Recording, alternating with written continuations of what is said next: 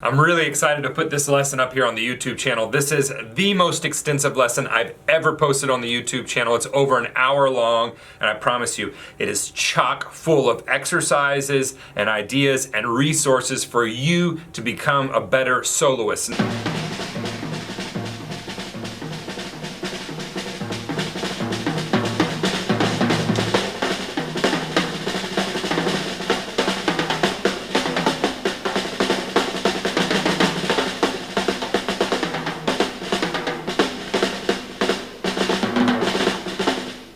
Soloing is something I get asked a ton about, even though as drummers it's not something that we do a ton of. But with the advent of the internet, soloing has become forefront in drumming, and sometimes it's viewed as more of a sport than it is a music or a musical type of a thing. And so this is something I struggled with years and years ago for a very long time, and most of it was just accepting who I was as a player and then being able to put that on the drum set and being okay with that. Some people would like that and some people wouldn't. Now here, I just want to make you a promise real quick about this. If you will apply the exercises I'm talking about, really go in depth on them and really dismantle your thought process about soloing, you will A, become a much better soloist. You will B, like you're soloing a lot better, and C, I promise you, it will change your sound. And that's not just me saying that. That is from countless students that I've sat in a room with, and in less than half an hour, by taking them through some of these exercises,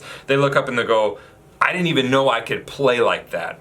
I didn't even know I could do that, all right? It's not about licks. It's not about playing fast. It's not about impressing anybody. It's about being musical. If we understand the melody, then we can understand how the melody or that rhythmic phrase can be developed.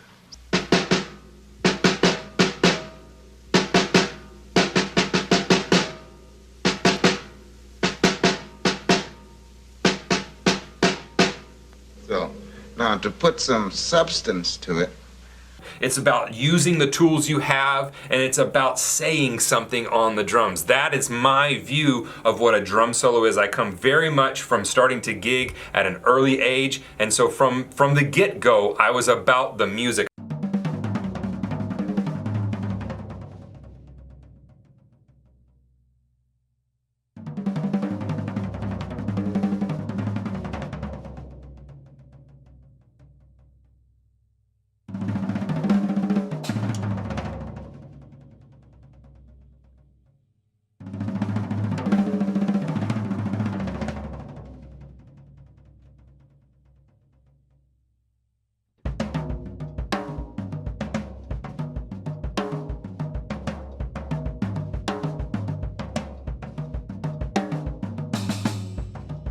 I never separated a solo from the music. It was always about that. Just took a long time for me to accept who I was as a player on the drum set. And so that's my view of what a solo is. It's more about the music. It's more about what we can bring to that. And every solo is different, and it's all situational, and that's what I love about it. But these are some exercises that are going to really help you. Now, a couple disclaimers. This was taken from a live stream that I did where a few hundred of you tuned in while I taught this live. I was also streaming it on Instagram live, and so it was like a lot going on. There's a big Q&A at the end that I think there's some really helpful information in there for some of you, but it's raw. I didn't plan this. This wasn't something where I was like, I'm gonna do this lick and this lick and this lick. I literally was thinking this stuff up on the spot, because that's the whole point of the lesson, that a solo can be improvised and we can use these cornerstones, these melodic motifs, to weave themselves throughout our playing. So it is completely off the cuff. I did not plan any of the soloing that I did. I didn't plan anything that I played, and you'll see several times me make mistakes and me thinking through things,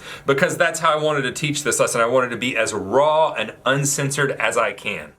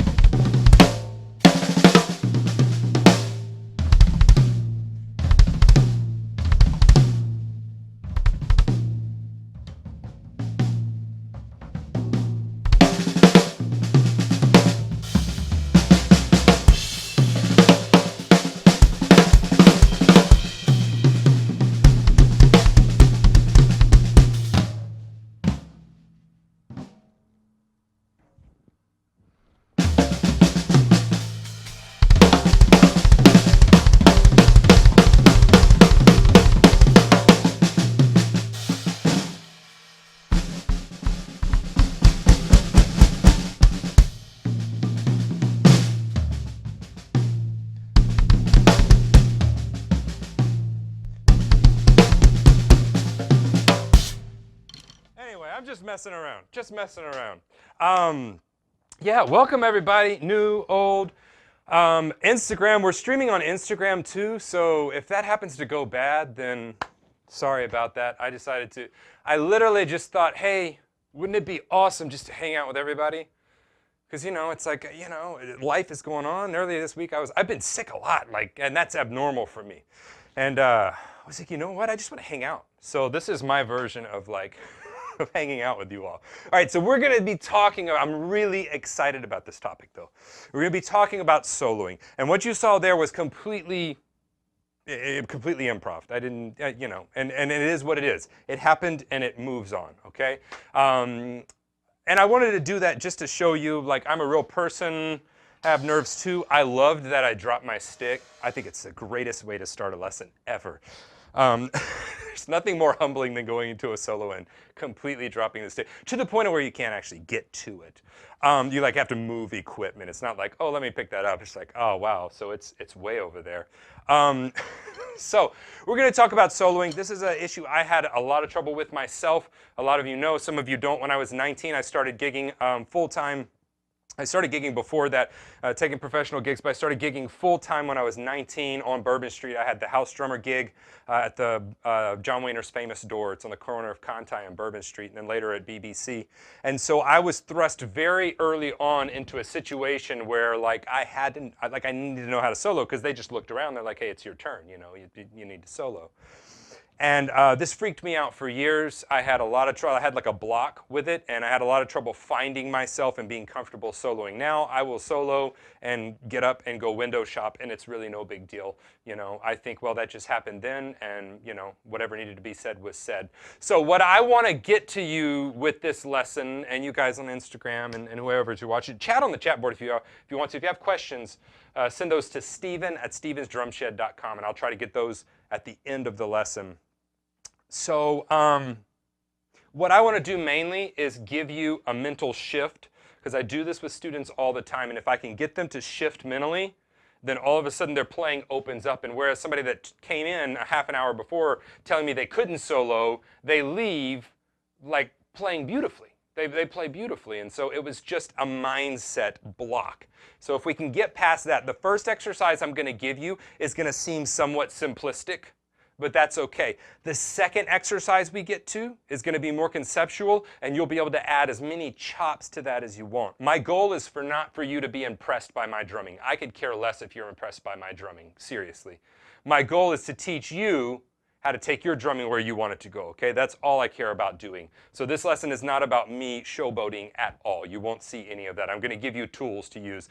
So the first thing we want to do, somebody said I still get freaked out. Hey, my son asked me at dinner, he knew I was coming to do this lesson. He's like, Dad, do you get scared when you solo? And I'm like, well, there's a certain amount of nerves that go with that, bro. It kind of amps you up, So it's a totally normal feeling. But I used to get the feeling of oh crap, the plane's going down, we're going to hit. And so the first 4 measures, I would play everything I ever learned, ever, in 4 measures.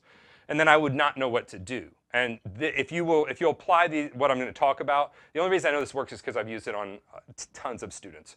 If you will apply this, you will leave soloing differently. You will sit down at your drum set and you will solo differently, I promise you. Just shift that mindset. Okay, so the first exercise I want to give you, first of all, let's take a look at the sheet music. Check out that sheet music. That is one of the most famous drum solos in the world. Take 5. Joe Morello played that thing. Of course, it's in 5/4. But notice the lack of black ink. That solo is not about chops. What it is about is melody, phrasing, resolution. He uses a couple single strokes. Joe hints at the amazing hands that he had. He had amazing clarity in his single stroke rolls. And he hints at that.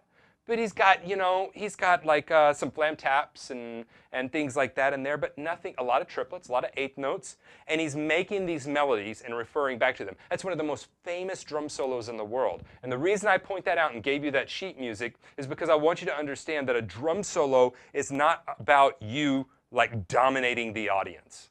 It's about you and the audience having this experience together. If you can do that, you're going to leave every solo feeling very comfortable. I don't care what anybody thinks of my soloing. I'm very comfortable with my soloing, and I'm improving it all the time.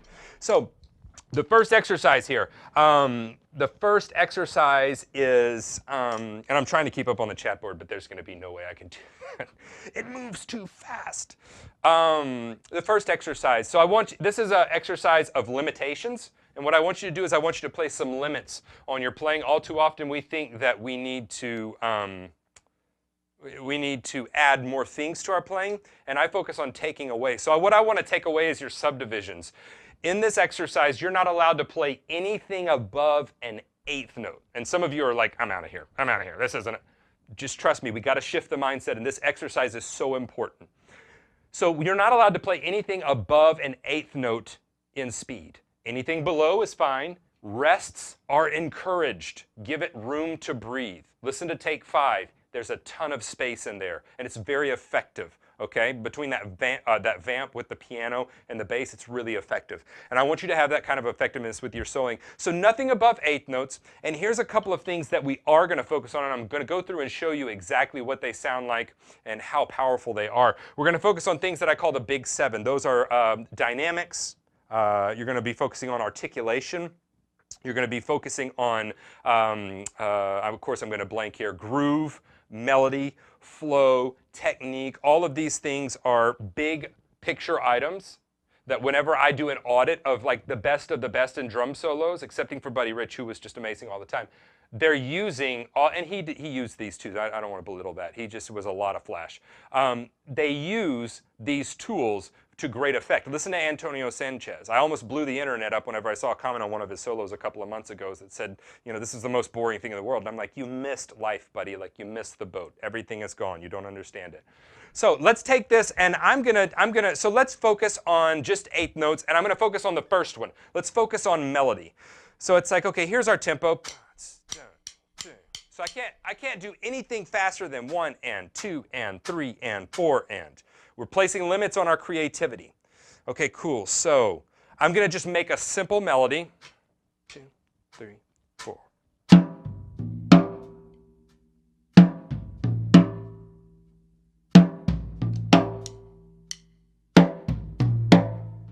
Okay, so that's a melody. That's a statement that happened. Okay, it's like salt and peanuts, salt and peanuts, salt and peanuts. That is a phrase. So we take that phrase, and instead of focusing on chops, we focus on being musicians, and we focus on delivering to the audience an emotional impact. And we can put the chops in there. I'm going to show you how to do that in just a second. Okay, so here's that phrase. Okay, so I can't do anything faster than that, but what happens if I use some dynamics and then I maybe add some other subdivisions, some space? I'm just going to use those two, dynamics and space.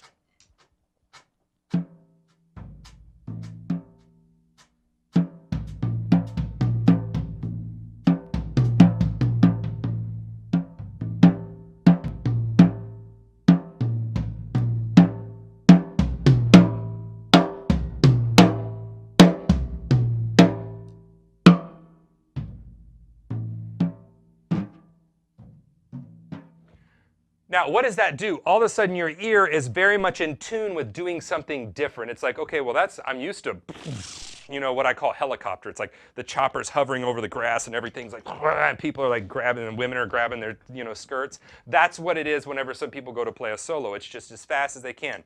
I want you to back up. Okay, now that we've focused on that, maybe we can focus on something like articulation. Articulation is the temperature of a particular note. Dynamics is the temperature of the room, the temperature of the piece. So I can talk very soft and articulate my words. So I can add a stinger to them if I want. Whereas dynamics is the overall volume of my voice. So what if I add some articulation in there?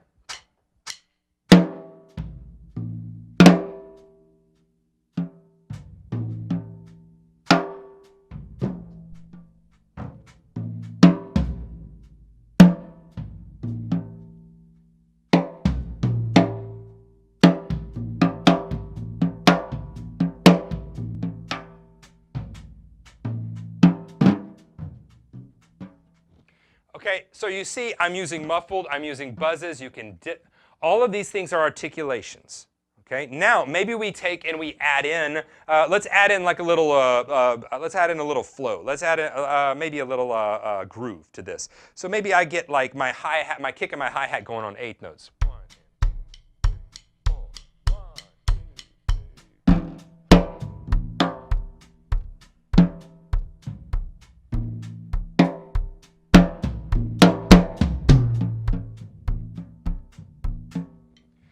And now we've just focused on this one. Let's add another melody that I'll refer back to. Let's add a simple melody. You saw me refer to it in the opening solo. I like how I'm tying that together. It's this. So now our melodies are this. And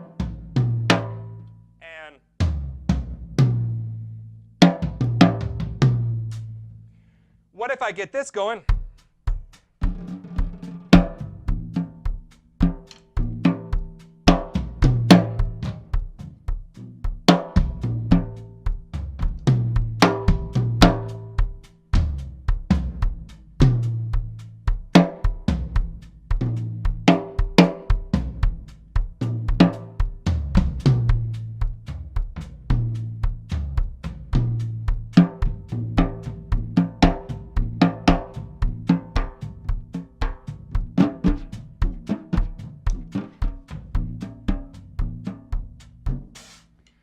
And I haven't added anything else in. All of a sudden, my focus, my mind is now shifted from chops, chops, chops, chops to, oh man, I wonder what sounds I could explore. Like I wonder what tones I could get out of this drum. Did you know that your snare drum does not just have this tone? It's got all of these.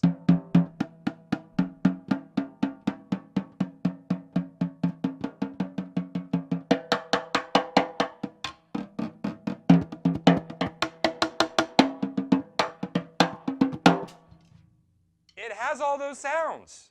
You know, you can play something hip like this. I posted something.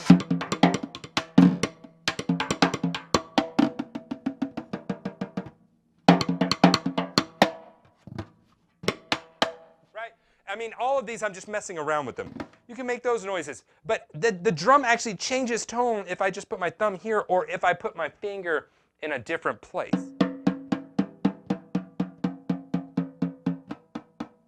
Do you hear that? We have all those sounds available to us, and all we want to do is... Right? That was ridiculous. It's what it's supposed to be. Tight and just fast and tensing up and not good at all. That's what we want to do. But that's not what I want you to do. I want you to be better than that.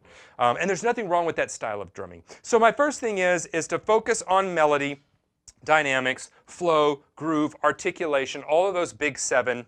And we want to break out of our box and begin to focus on that. And then put some things in between that. So let me use that melody, and I'll put a couple of things in between that are different and kind of break it up a little bit.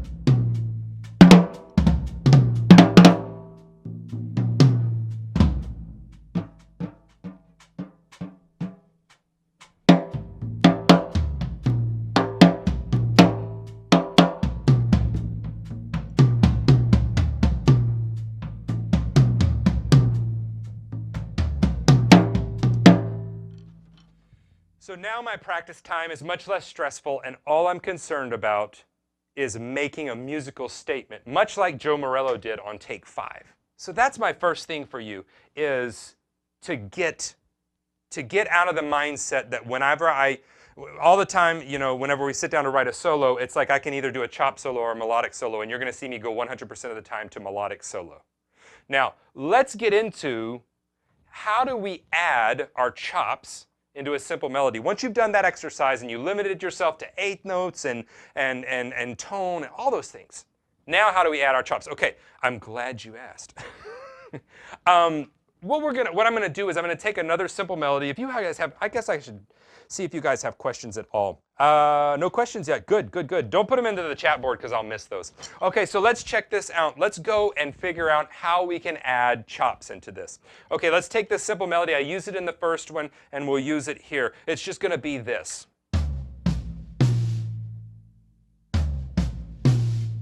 Now, that's the melody. They don't have to be evenly spaced apart. There's no rules here. As long as I hit them in that sequence, I'm playing my melody. Okay, so from that point, I would then begin to explore and go, okay, cool, well, I got that. What can I do with that? Well, what are some two-note phrases that I know that I could do with that? Well, real simple is singles. That's a real simple one.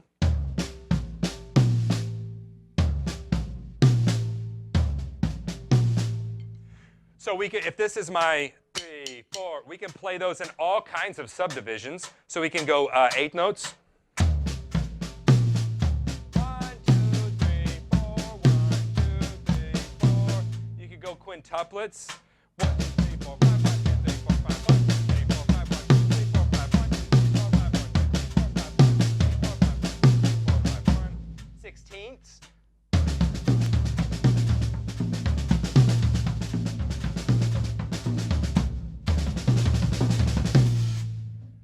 And that's just going through subdivisions, right? Quintuplets are kind of fun to do that with. And that's just going through single subdivisions, okay? What's the next thing I could do? I would go, okay, self, what's the next thing I can do to have fun with this? Well, there's a 3-note subdivision. What are my 3-note subdivisions that I know right offhand? Right, left would be one. How about right, left, kick? That would be another one we could play around with. How about flam? You could do flam accents. It's going to get a little weird because of how it turns around and where we're going on the kit. We could also do Swiss Army triplets. So.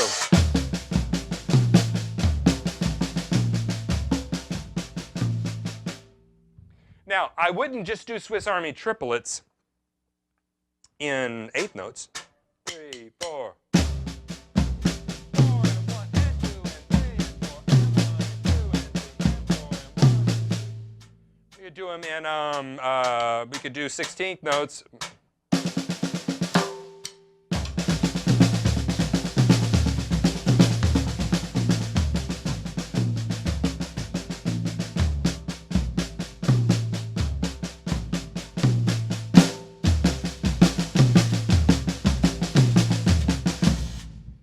So threw some quintuplets in there, some triplets, some sixteenths. I'm just playing around with 3 and 2-note subdivisions. Do you see how this is a completely different way to focus on your drumming and on approaching soloing? I have done nothing but concentrate on keeping this. Okay, cool. So let's do another, let's do right, left, left.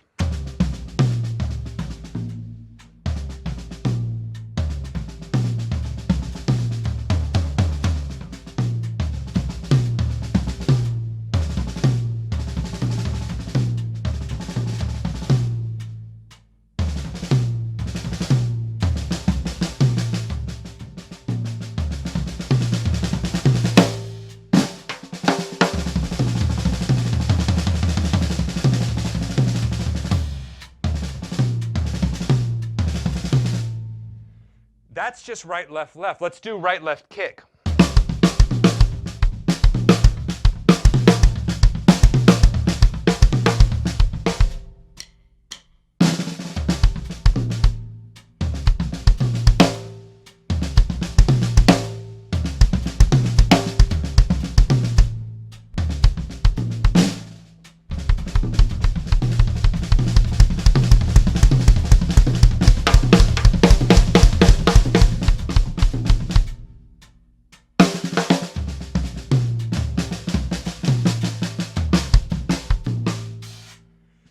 That's 3-note subdivisions. Let's move on to 4-note subdivisions. I would obviously have just singles.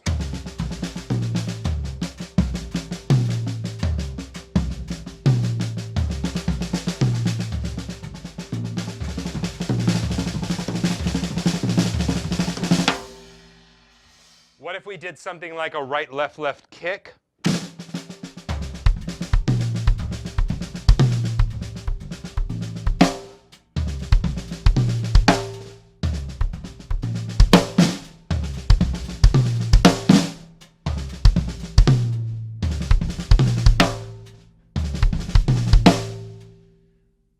So that's another subdivision. We have paradiddles. And with a paradiddle, this is where it starts to get fun. So I would begin to go, okay, cool, a paradiddle is going to turn my sticking around, so that's going to make an irregular sticking here. So I would have right, right, and then a left, but left is going to be hard unless I cross over. I could do the other right, so it could be like this.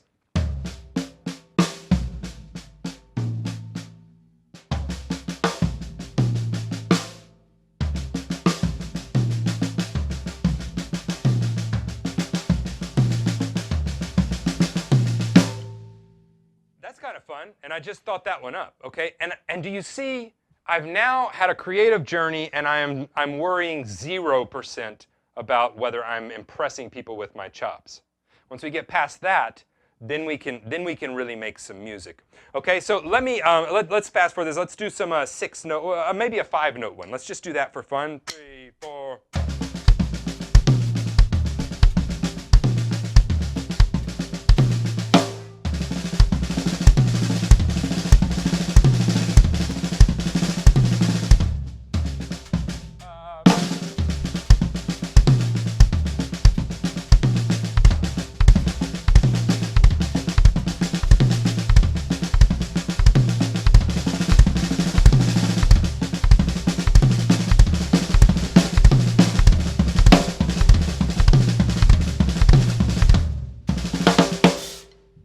So we can have a lot of fun. What I did was diddle of the bass drum.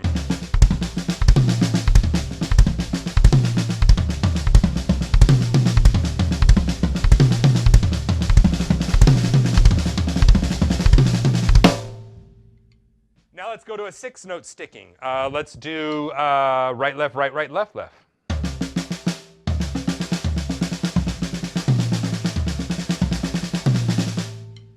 If we did an inverted paradiddle diddle, it would sound like this.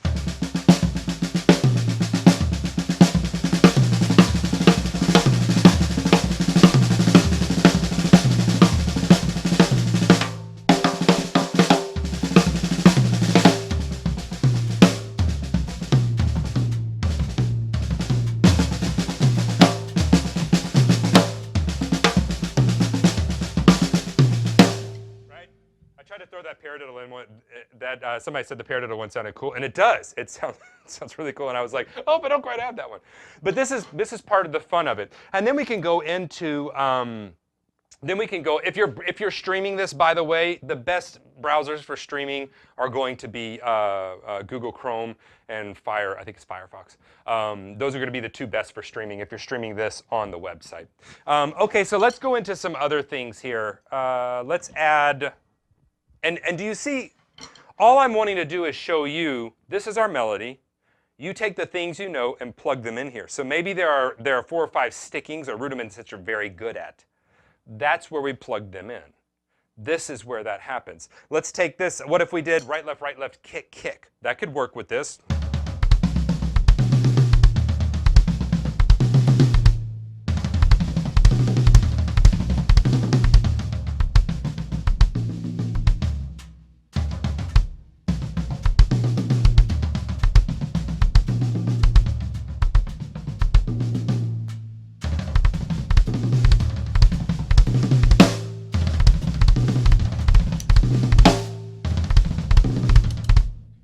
So we can do several different ones. This tom is at a weird place. It's at a weird place in my life.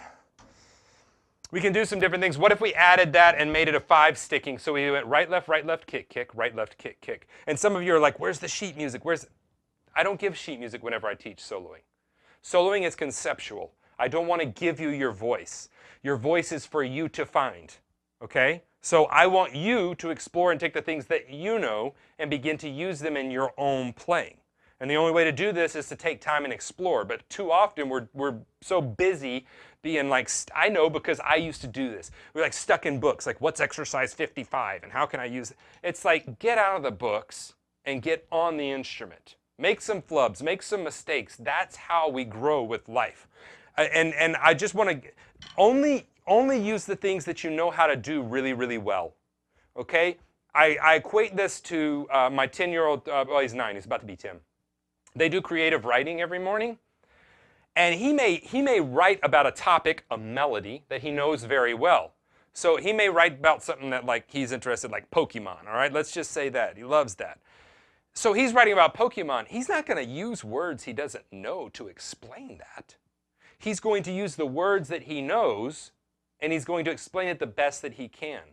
And many times it's like even clearer than I would explain it. That's what we have to get through with this, is we're using the words that we know. So use things that you know how to do and plug them into the different melodies that you've written. We've just come up with a very simple 3-note melody. Let me take this a little bit further, okay? Let's go to the, let's take this a little bit further and go right, left, kick, kick, right, left, kick, kick. So 6 note and then 4 note. So it'll sound like this.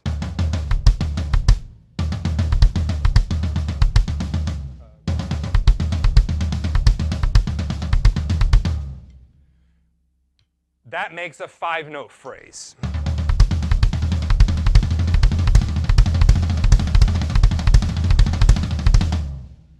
So if we take and we do that, right, I'm going to give you a little bit of a different angle. If we take and we do that, but we put it around the kit. If the video, by the way, if you're watching this live and the video goes down to sync, refresh the page. It's because you've got what's called a lag in the stream, and that is just usually that's on your end because everything's 100% on this end. And Instagram is still live. What's up? What's up, you all?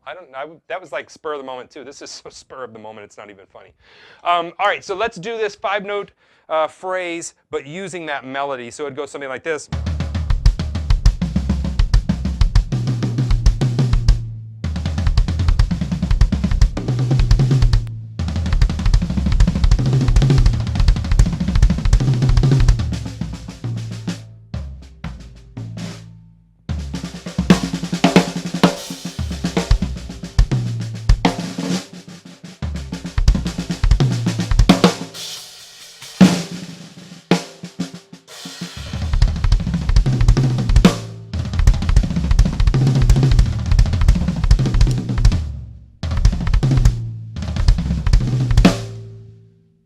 Just kind of having fun with this melody. And of course, once I decided on what I wanted to do, I would then refine it and go, okay, cool, I like that idea.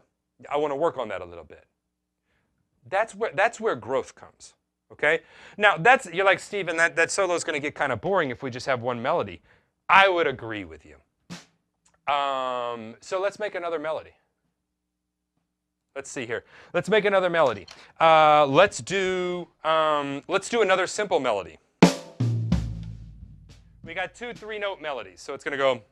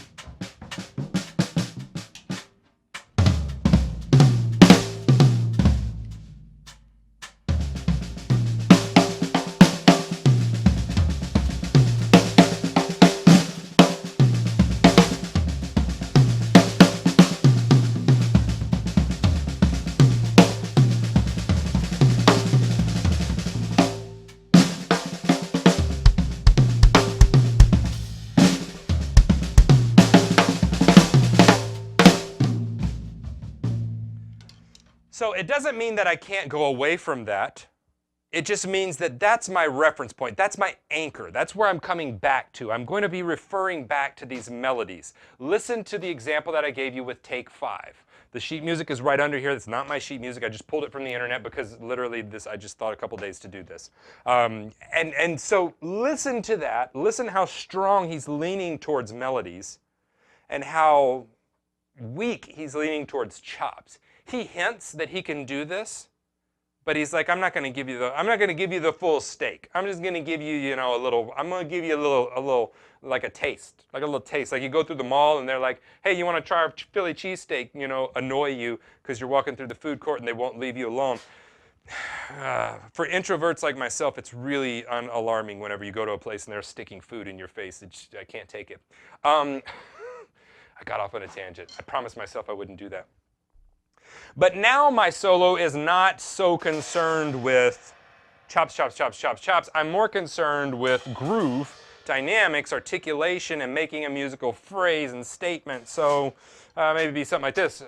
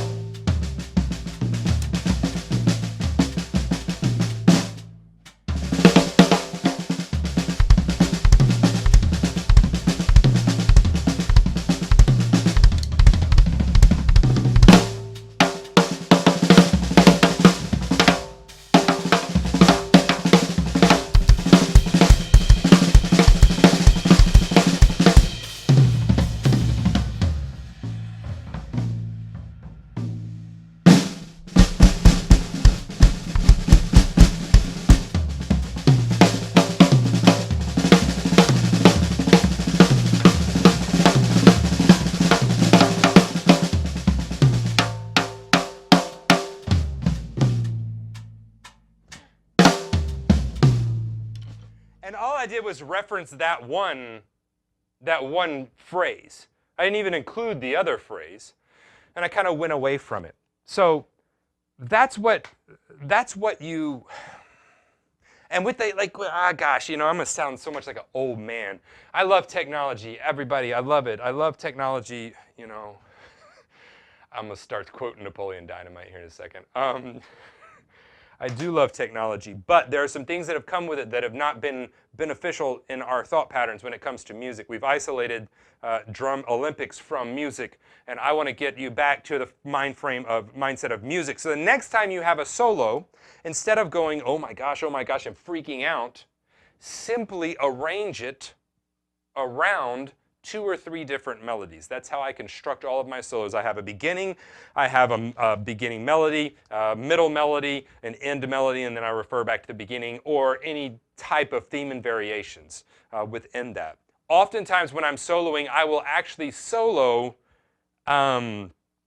according to the melody of the song that I'm playing. And so,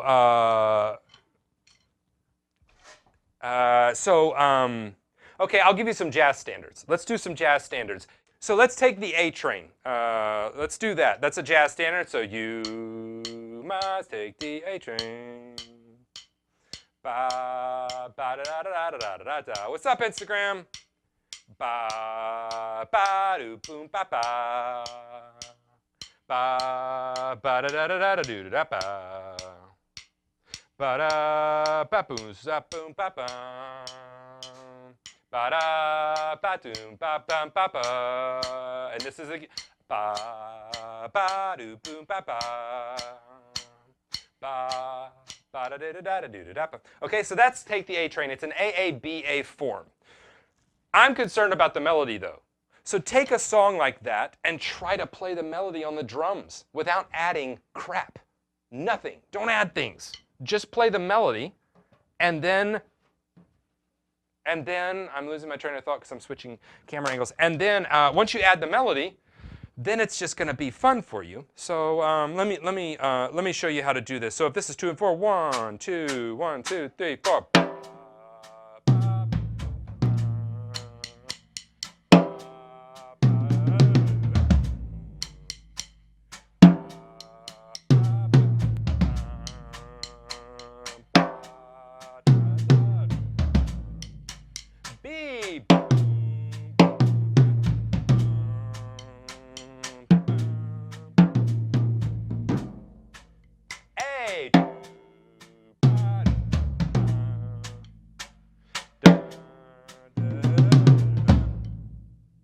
So that's the melody. And then you get to where you can solo, and you get to where you can solo around that melody. So I'm going to sing it. You won't be able to hear it because the mic's going to cut out.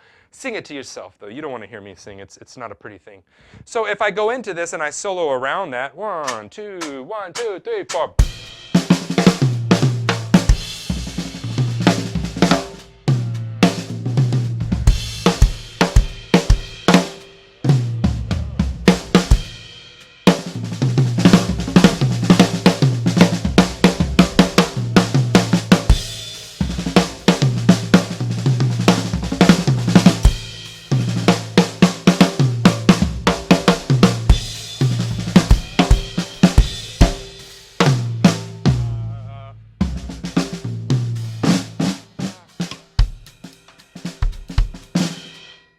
And it doesn't have to be jazz. I don't want you to be like, Steven, I don't play jazz. Then don't play jazz. Don't do a jazz solo. I'm trying to get into your mind that you can take a phrase from the song and solo around it. Let's take let's take something that's easier. I'm just going to make one up. This is going to be awesome in case you don't know. This is literally me just like freestyling. I'm just going to do this. So it's going to ba-stoom, ba-doom, ba-da-doo, ba-stoom, boost.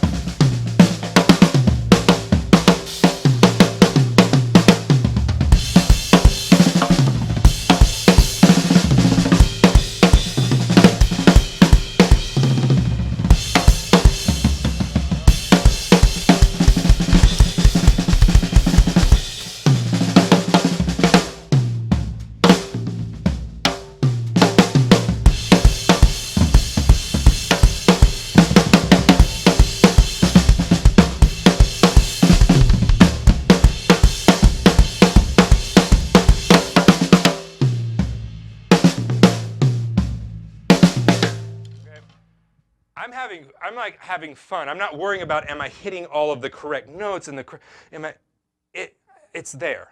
And what I would do from there is I would refine that. I would go, okay, cool, I like that melody. Bass, doom, ba, do, ba, da, dicka, bass, boom, ba. Then I would add something else to it. And I would build a solo around that. So if you're in a band setting, whether it be a rock situation, pop situation, jazz situation, I'm out of breath. I think that says something, guys. Cardio is good for you, and I don't do enough of it. It's so sad. Where was I before I was talking about the demise of my body? Yes. So what we need to do is if you know that a solo is coming up within a certain song, write a melody, take the guitar riff, take part of the melody, and write something around that. And here's the cool thing it's going to do for the people. This is what it's going to do. I'm trying to talk to two cameras. This is what it's going to do for, now I'm going to just point at them both. This is what it's going to do for the people listening. It gives them something familiar to grab onto. It gives them something familiar to go, oh, cool, that was earlier in the song. I remember that. And that way you tie your solo into the song, and it's not about your chops. It's simply about conveying a conversation to them. That's what I want to get through to them, okay? And my voice is different than your voice. Your voice is going to be way different than mine. You may be like a more of a linear type gospel thing. You may be a little bit more rigid with like rudiments. You may be like Joe Morello, real spacey on that solo, the Take 5 solo, with some rudiments thrown in there, real handsy. He doesn't use a lot of kick in there. There's different things you can do. I will tell you this, I learned early on, if you're soloing in like a dance club setting and you've got a dance floor going, the drum solo is like the anti-dance machine. And so if you're soloing in that setting, I usually try to give them a groovier type of solo, if that makes sense, and throw a couple licks in there. So I may have like a 4 on the floor going so that it keeps everybody going. So in that setting, it may be, we may be playing something like this.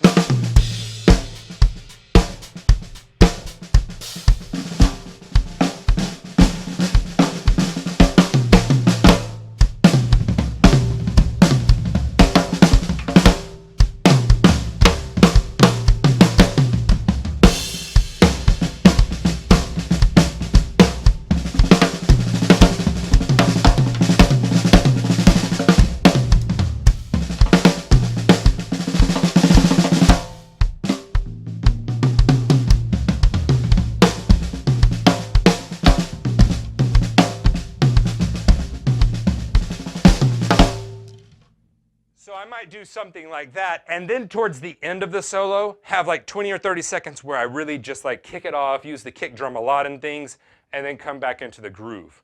Be aware of the situation that you're in. I just kind of wanted to mention that before it got too far. Like, be aware of the situation you're in before you go chopsing away and kill the dance floor.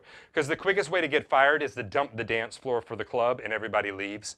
Especially if you work on a street like Bourbon Street, because there's like 8 million clubs. And so if they don't like yours, they'll literally just step outside the door and go 2 steps and they're in another club that's like way better than yours, right? So you really have to understand how to hold the crowd. Just be aware of where you are. As well, if you're in a bigger venue, study drummers that solo in bigger venues. Excuse me. Study, Neil Peart is a great one. Peart. He's a great one to study. John Bonham's a great one to study. Steve Smith, when he's out with Journey, they're all great. They do great arena type solos. Okay, so it just has to do with the situation. But that's going to be the lesson, is take the first exercise that I gave you, and that is take everything away except for you can't play anything faster than 8th notes, and we're focusing on melody, groove, tone, articulation, dynamics. Once you get that, then take a simple melody and try to build some of your licks into that simple melody. And doing that, you're going to find that you construct a solo that is very fun to play, the audience loves, allows you to show off a little bit, but overall is musical. And that's really what we're going for. So let's get to a couple questions. Let's see here. Boom. I'll just mention again, I would have to check. 10 people, the first 10 people that sign up for a membership, I'm giving away 3 free books. It's like $60 value. But you'll have to wait for me to get off the lesson to send you the books because I didn't plan any of this. Are there any strategies for, this is from Dwayne, I guess it is, Gable. Are there any strategies for effectively integrating the kick into solos? I seem to be stuck with my hands with an occasional kick cymbal hit thrown in there. Come up with stickings and replace one of it with your kick. That would be my first, a 3-note sticking, right, left, kick. Let's try that. And then work on that. It takes a while to put these linear things into your soloing. But something that you can do that's fun for me is take 16th notes and put the different parts of the beat on a crash cymbal and add the kick drum with it. So that's kind of fun. You can go like this.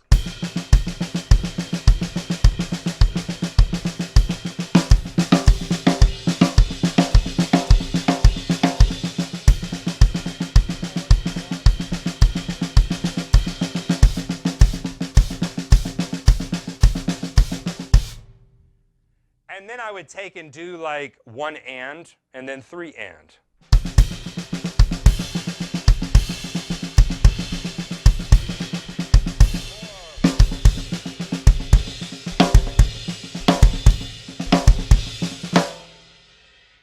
An exercise I used to do is I would take Gary Chester's New Breed book and I would take all of like the kick drum studies in there that it's like, right? And you're playing like, Gary's got you playing like 18 different things with your right hand and it's a lot of coordination. And I would take those and I would put those on the cymbals. So if it was like, if the pattern was 1 and it would be like,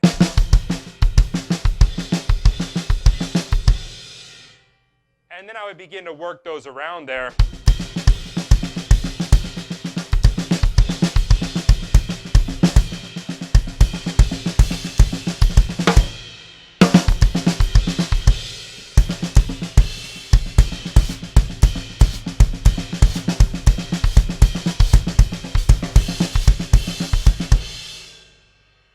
And I'm just using 16th notes, but I just go through them very methodically. And then it gets a lot more fun when you add rolls in the parts that aren't on the cymbals, so you immediately start sounding what I call complex or fancy. So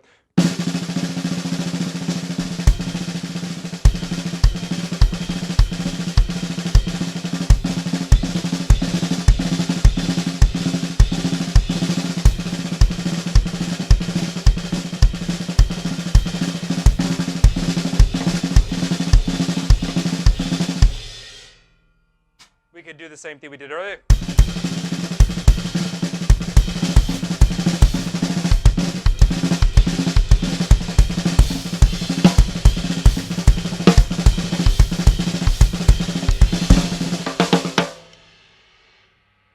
So that would be one way. Just take up the different 16th note options and go through there. And then I would pick 1 or 2, like a right-left kick or a right-left kick, something very simple, linear type phrases, and try to work those in there. Don't try to conquer every phrase at once. Just 1 or 2, spend a couple of months on them if you want them to show up in your soloing. Like I'm talking like,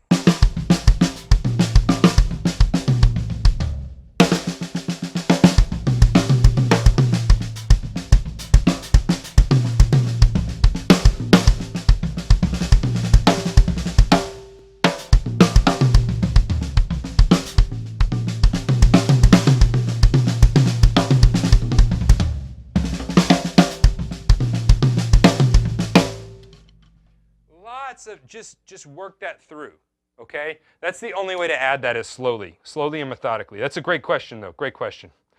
Solo live question. When you're, this is from Andrew Torres. What's up, brother? Instagram. Yes, your picture gave it away. When you're soloing with this frame of mind, does time become relative, i.e. pushing and pulling tempo, and how would you cue a band back in if this is the case? Okay, that's a good question, Andrew. And it depends on the band. And it depends on the setting as if I'm going to make time relative. So I can make it sound like time is relative, but I'm actually still in time. So I'm going to sing the melody to take the A train, and I'm going to get pretty spacey with it. Here's going to be 1, 2, 1, 2, 3. It's going to be da, ba, do, boo, ba, ba. So I'm going to be singing that while I'm soloing. 1, 2, 1.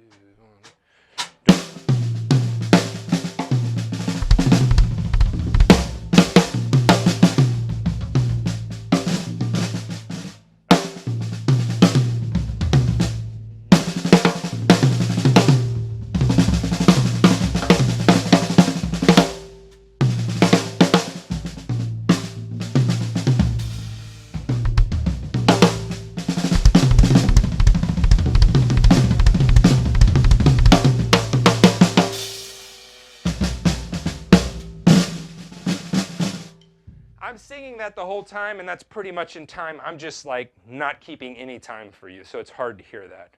But if I kept time for you, 1, 2, 3, 4.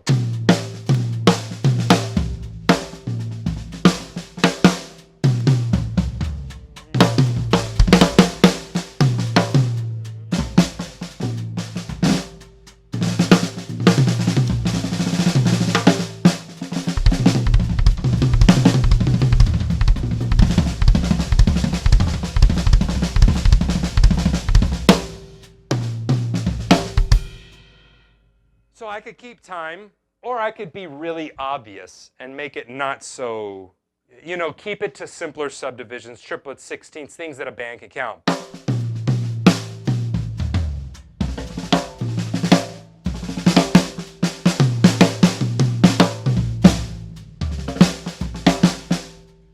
It just depends on the band you're with.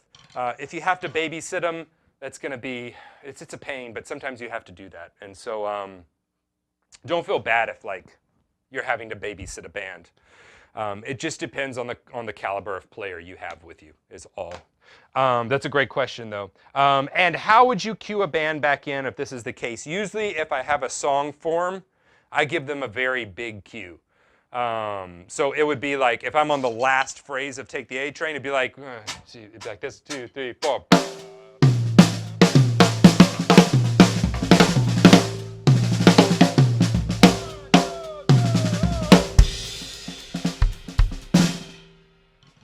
Or the last time through, I may even play the melody verbatim, just so that they can hear exactly where I am in the song and they know exactly where to come in. You can also talk about it beforehand, but that's an excellent question. Excellent question.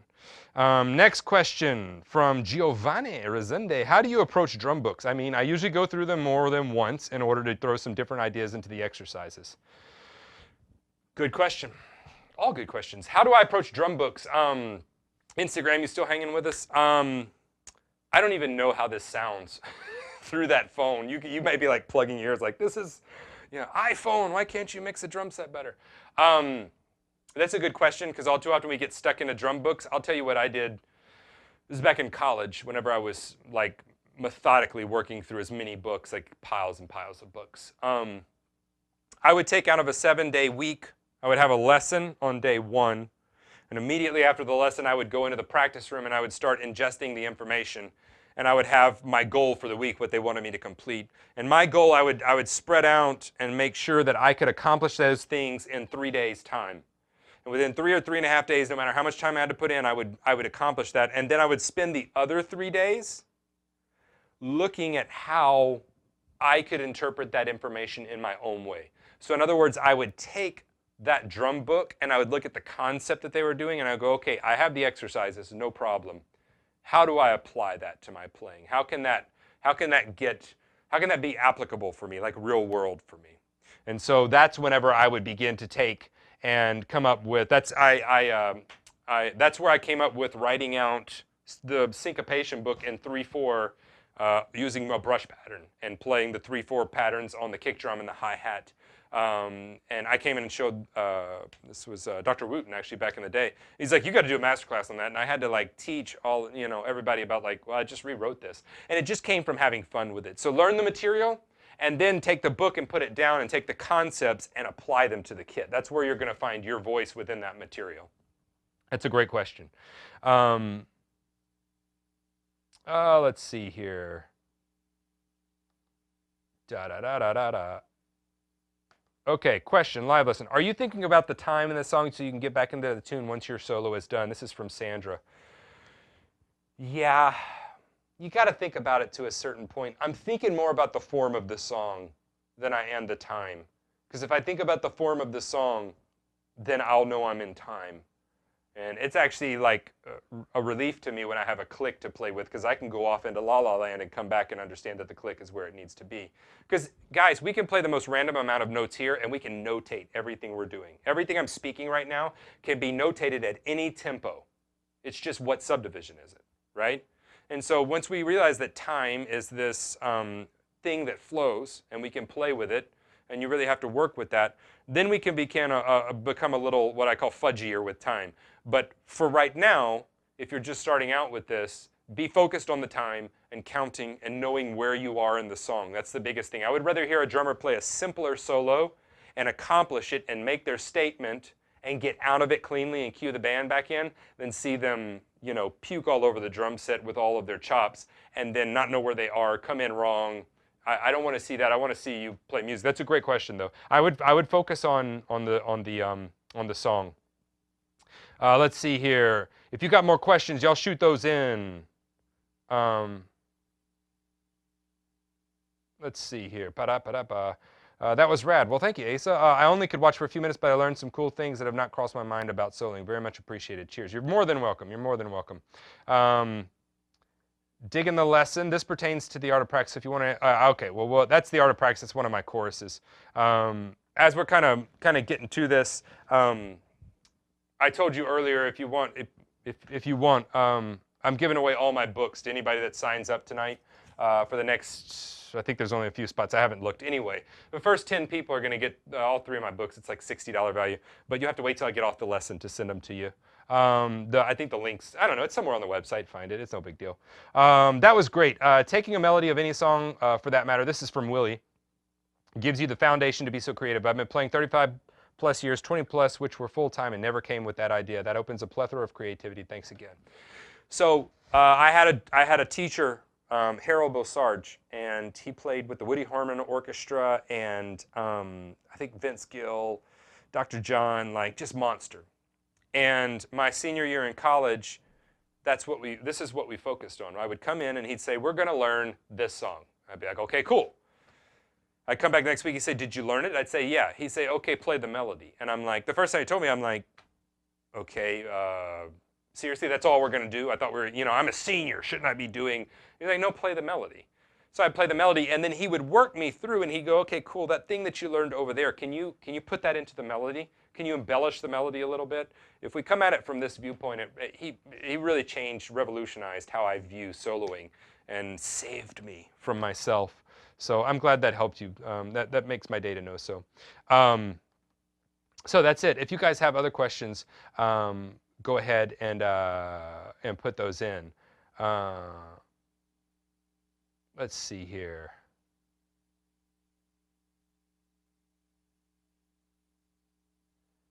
I'm just making sure I'm not missing any. So that's going to be what we are. So now now that we've done that, I'll do a short solo, actually using the phrases that we came up with in the lesson, just kind of spur of the moment. So they were these, and then this. Very simple, very, very, very simple. And I'm gonna come at it from, I don't know what angle I'm gonna come at it. This should be fun. This should be interesting. So let's get a little bit of this.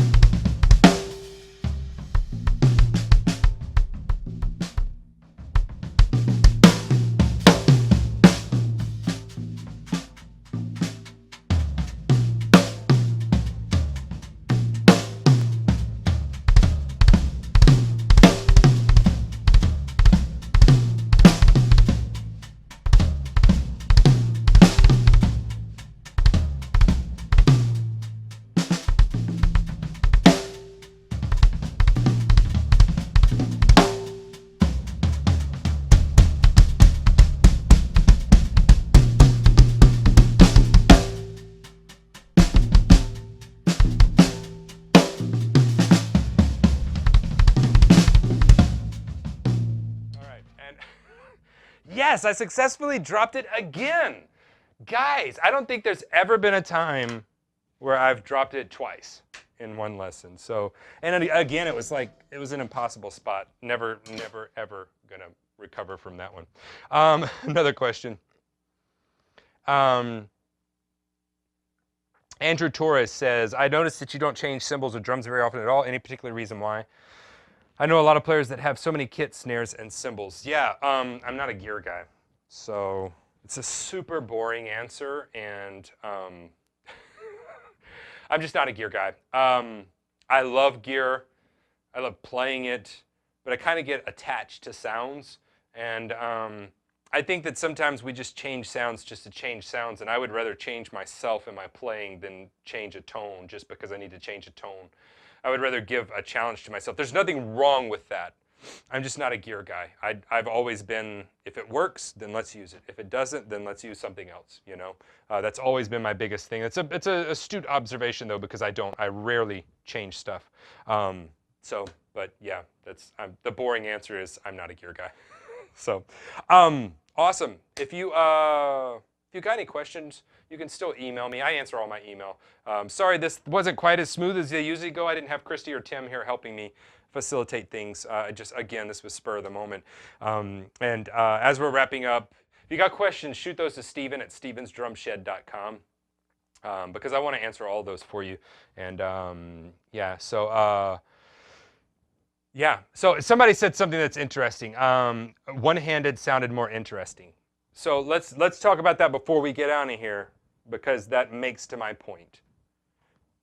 Whenever my stick went away, I was all of a sudden forced to either end it and laugh and be embarrassed, or just go, well, that happened.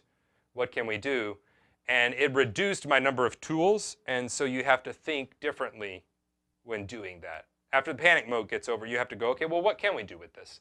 And what I could do was what I did. Somebody said that sounded more interesting, and so maybe I should just Def Leppard the thing the whole time, like, you know, do that.